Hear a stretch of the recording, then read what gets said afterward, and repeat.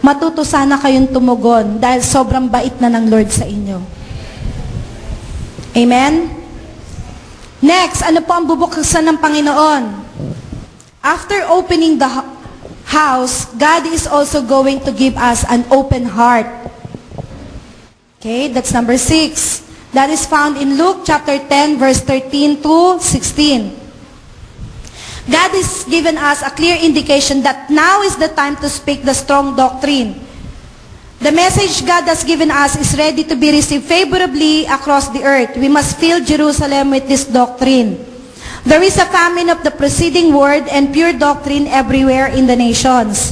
People are crying out for the truth as it's the only power that can set people free from within.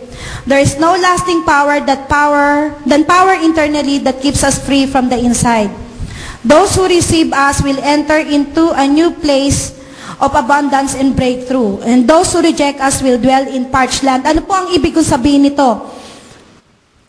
Hindi lang po tayo binigyan ng Lord ng open house, kundi mismong puso na po ang binubuksan ng Panginoon para mentras pagpunta natin doon, sa lugar na yon, hindi na po mahirap para sa atin ang maghasik ng salita ng Diyos.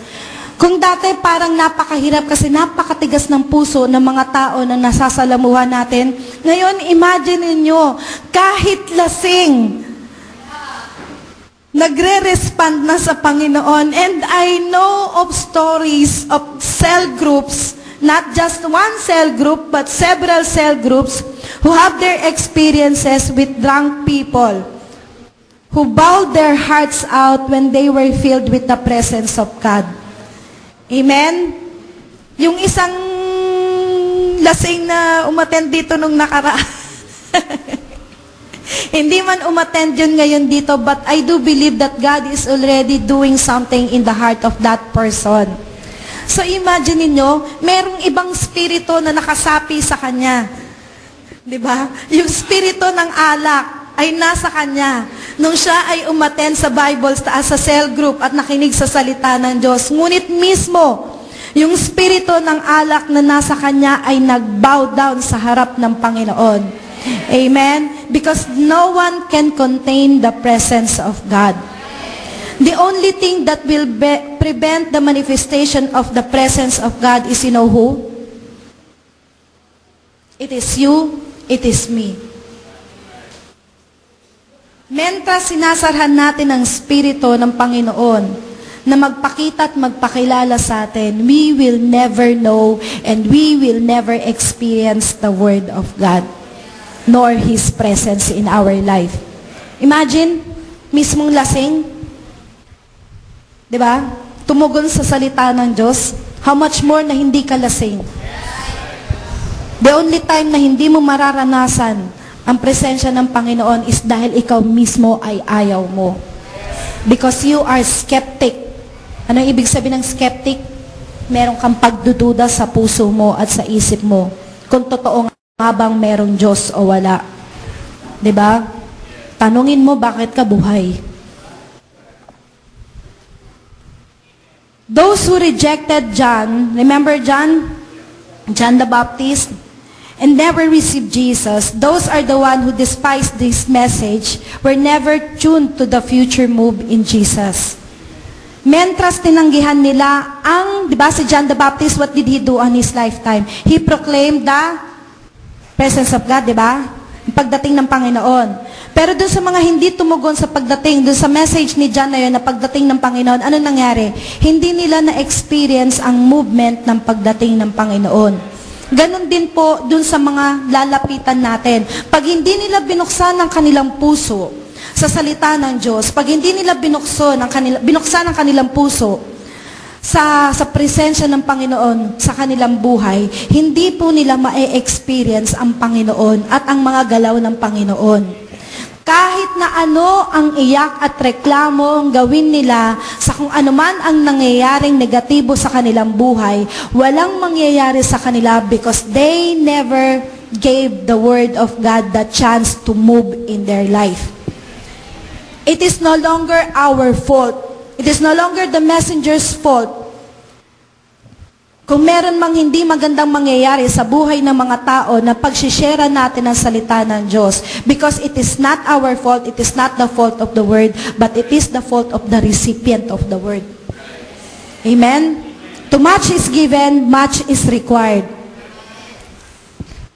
It is, to most people, it is boring to hear the word of God. To most people, nakakaantok ang pakikinig ng salita ng Diyos. To most people, nakakawalang gana ang pakikinig ng salita ng Diyos. Mas gusto pa nilang makinig na lang sa LSFM kay Papa, sino ba yun? Sino? Si Meg ganon, yung mga ganon. Oo, si Mr. Poo, yung mga sa radio announcers, yung mga love songs sa TV, na mga nunod sila ng TV, yung sa mga nagmumura nilang kapitbahay. These things are the things that gives them more excitement in their life. This is the one that makes them more alive. But woe unto them. Woe unto them. Why? Because they do not know what is the real truth. Diba? Kung sa tingin nila, life is only like this, then so be it. They deserve what they are going to get. But if they will begin to respond to the Word of God and really ask God to come into their heart, nang sa ganon sila rin ay makaranas ng nararanasan ng mga naniniwala na sa Diyos, then they too will experience the joy of having God's presence in their life. Amen? All we need to do is walk in accuracy and total obedience to the Word. Then we are not just bringing the message, but also are the messenger in the message. We have become one. Those who reject us rejects the grace and all the blessings that's coming through the message. Ito po, gone are the days na pag tayo ay pumunta sa isang lugar at inihasik natin ang salita ng Diyos at hindi nag-respond ang tao, let us not be saddened anymore. Since it becomes that the Word and the messenger are one, because we are the messenger of God, amen? And His message is in us. We have already started living in that message way before we even share that message. That is why it became one with us. Naintindihan niyo po? If they reject the message, they have rejected us. If they have rejected us, they have rejected the message.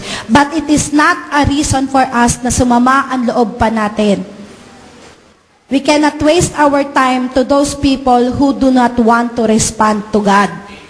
Because there are still other people, sons of peace, who are waiting for the right time para tayo ay pumunta sa kanila.